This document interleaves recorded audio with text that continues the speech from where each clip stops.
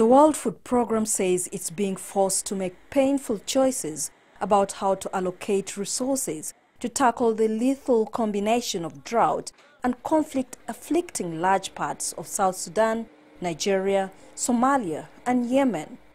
Hundreds of refugees are arriving each day in Uganda because of the threat of starvation and conflict in South Sudan. No one was expecting that the refugees will increase to this level. The government of Uganda was not prepared for it, the donors were not prepared for it, and even we as the UN agencies were not prepared for it. So I understand and I appreciate the pressure on the resources for the donors. And I think that probably one of the reasons why donors are not coming forward, because the crisis has become bigger. But despite that, I have every hope, we have every hope that the donors will consider this, will stand by the government of Uganda, will stand by the refugees and support them and meet their immediate needs.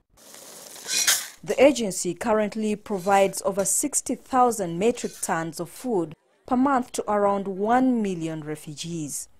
If the funding is not in time, and if the delivery of food assistance is not in time, that might force us to do some adjustment to the rations received by each refugees.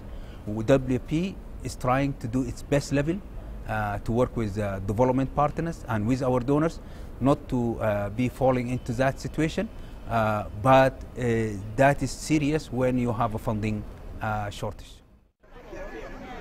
Aid agencies want to combat donor fatigue and urge the international media to raise the profile of the 20 million people in the 4 impacted nations who are on the brink of starvation.